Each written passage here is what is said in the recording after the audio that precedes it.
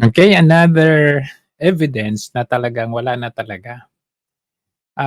Ito na talaga yung malapit na talaga kasi wala na talaga, eh. Panay ano na lang 'to, pakitang tao na lang sila, plastikan na lang sila ngayon. Wala na yung unity talaga. Ipapakita ko sa inyo yung another, scenario or situation na may isnaban talaga na nangyayari. Siyempre kagagaling nung pangulo, from Australia, ngayon naman ay Germany. Wow, sana all, biyahe-biyahe more. Anyway, ito yung send off and, magugulat kayo dahil nandito naman si VP Sara Duterte. Pero tignan natin yung pangyayari, Let's see the difference. Tara, The tignan natin. President of the Republic of the Philippines, His Excellency Ferdinand R. Marcos Okay, Jr. kita niyo, kita niyo, unang dating niya, wala tayong, guhit kasi ano, walang guhit 'tong ano ko ngayon. Kita niyo unang pasok ayan, si paano ba 'yan? Ayan, yan, yan. Unang pasok, kita niyo, dumiretso, wait i-play muna i-rewind muna natin. and First Lady Saan 'yan, rewind? Ulitin. Luis Republic of the Ayan. and So Gentlemen, pagpasok niya diyan, okay, diretso. President of the Republic of the Philippines, Kay diretso hindi His siya tumingin Excellency kay VP Ferdinand Sara, R. nakita Marcos niyo si VP Jr. nasa kanan, 'di and ba? Hindi First siya Lady tumingin. Luis Araneta Marcos. Okay?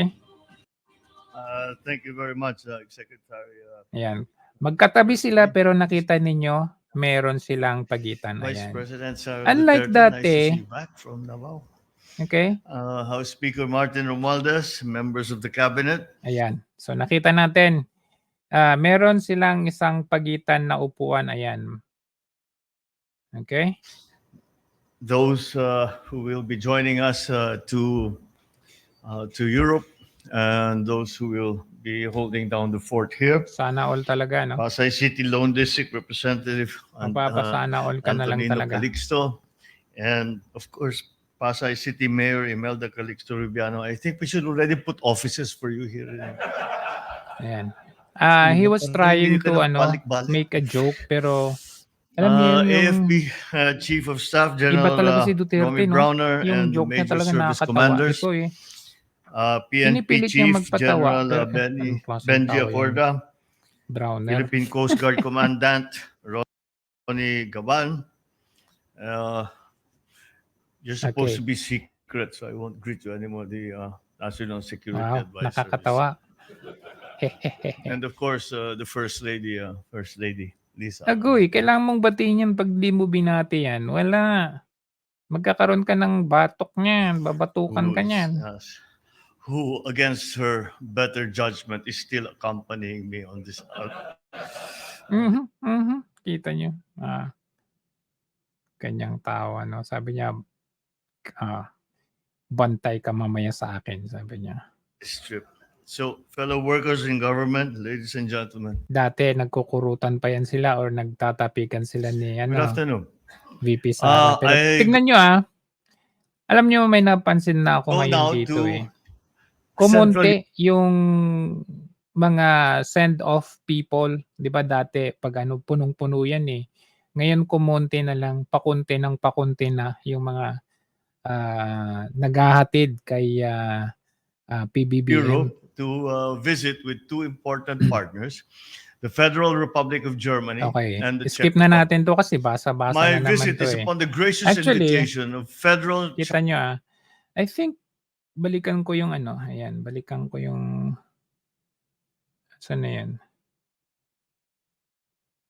Tingnan natin. Published. Senate Public's expertise on agriculture. In the technical that will further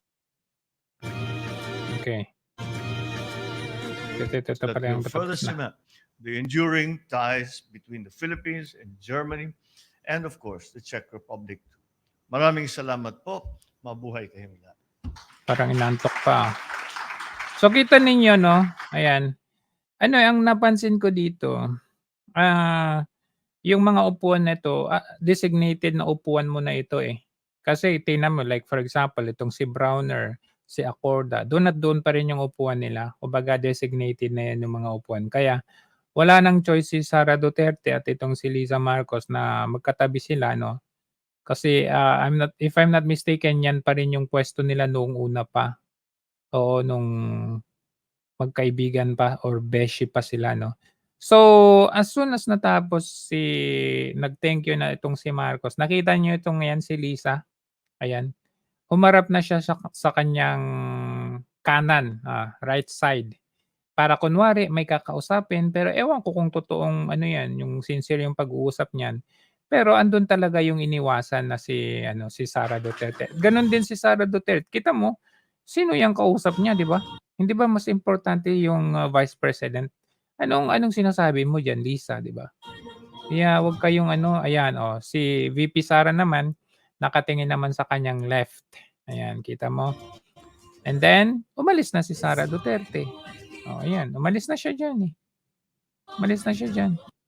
Oh, ayan, ayan, alis na, exit, exit, Wala siyang kinausap diyan, alam naman niyang mga ano, eh, mga alipores ng mga minions yung mga nandiyan, wala siyang kinausap diyan, oh, ayan. Maliban dito sa itong ewan ko kung ano yung naka-pink na 'yan. 'Yan, umalis na siya diyan, ayan. Eto tumawa, eh, sabi niya, umalis na yung si ano, sabi niya, tumawa. Hindi ko alam, nakalimutan kong pangalan niyan. Sabi niya, alam nung mga 'yan, alam nung mga nasa paligid kasi mga minions nga yung mga 'yan, alam nila na talagang ano, wala ng balak pansinin 'yan ni Liza Marcos, ayan. So kita ninyo yung mga gabinete niya na ayan. Alam niyo sa totoo lang kung ire-realize mo itong pangulo na ito, gano'n siya ka-weak, bakit? Kasi hindi niya kayang pagbatiin yung mga tao niya. Unang-una kung naumpisan niya kay Martin Romualdez na, "Uy, huwag nga kayong ganyan, isa lang tayo, eh, tapos ano 'di ba dapat gano'n." Kumbaga meron kang ano, eh, yung assertion na magbati na kayo, huwag namang gano'n. Wala, hinahayaan niya, alam mo yung patay malisya lang siya na wala lang, o ano, eh, kay Duterte hindi puwede yung ganyan, eh. It's either, umalis ka na lang o ano. So ito, nandito na si Sara Duterte, nakita niyo ayan na siya, ayan. Nakunan na sila kasama yung isang gabinete ni Marcos, ewan ko kung sino 'yan. So, nakita niyo yung laking eroplano na 'yan, samantalang tayo mga OFWs ang liit-liit ng eroplano natin. Mahal-mahal ng ticket natin, tapos ito, pang-ilang biyahe na ito ng pangulo, eh, tayo ang nagbabayad ng gasolina nito, 'no? Kasama yung mga gabinete na nagsisilakihan. Pati nga si Lisa Araneta lumaki na rin, eh. Parang nung kaupo, eh, medyo sexy-sexy pa sa sobrang edit nila. Ay, edit pala yun. Ngayon, eh, talagang ano, oo, nagsisilakihan ng mga gabinete mo, eh. Oh, ayan, magselos pa si Lisa niyan. So, i-forward natin, puntahan natin yung forward natin. Tignan natin. Ayan, nandiyan na parating na si Marcos sa eroplano natin, tayo ang naggasolina dito, gastos na naman natin. And sa laki ng eroplanong ito, I don't know kung hindi pa ito mapupuno tapos gagasolinahan natin, sarap ng buhay na naman nila. At tapos sasabihin pag-uwi, sasabihin na meron tayong direct investors na nag-pledge, gano'n na naman ang dating. 'Di ba panay pangguguyo sa taong bayan 'no? Okay, forward natin kasi ito ano na naman 'to, eh, isang malinaw na pang-i-snub 'yan sa ating VP Sara Duterte. Oh, 'yan, lumaki na si Lisa.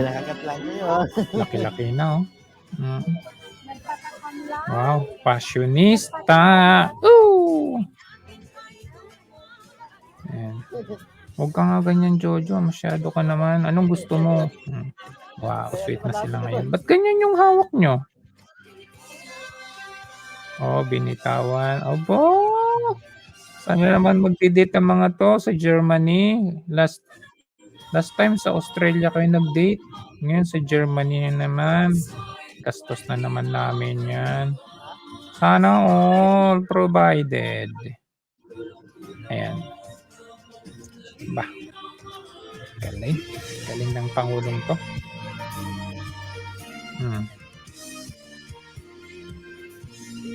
So, ayan, lumihis na si Liza. Ayan, lumihis na si Liza. Kasi siyempre ayaw niyang pansinin nga itong si VP Sara. Alam naman namin yan eh. Pero don't worry kasi malapit na. Yan, kayo namang bahala dito no? Kayo man ang bahala sa Pilipinas. Alis muna kami, mag-date muna kami ng asawa ko. Ganun siya. Yan ang bahala. Ngayon nyo yung mga nagpo-protesta dyan sa sa liwasang. Yan nyo sila. Yan yung bigas na yan. Basta importante, masaya kami ng asawa ko. Ganun siguro siya. No? So anyway, yan natin. Ayan. Ikaw bahala Date mo na kami sa Germany. Magpa-stem cell muna ako doon. Kunin ko din yung mga nakaw na yaman namin doon, ha? Ayan. Oops! Magselos si niyan.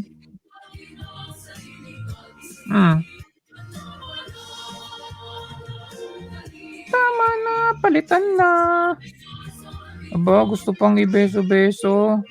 Magselos yung asawa mo niyan. Oops, ayun, dumaan. Dumaan si sabi niya. Batang tagal, sabi niya, batang tagal. Akyat na ako, mauna na ako. Sabi niya, bahala kayo dyan. Uy, chansingero talaga to. Huwag mo kasing ginaganyan si VP Sara kasi nagsisilosan na ngayong asawa mo. Sinasapak ka na ngayon. Wow, ayan. Akyat na yung mag-asawa. Date na naman sa Germany. Ayun, nananaba na si Lisa. Ayan. Pati yung likod, nawawala na rin. Nangyari.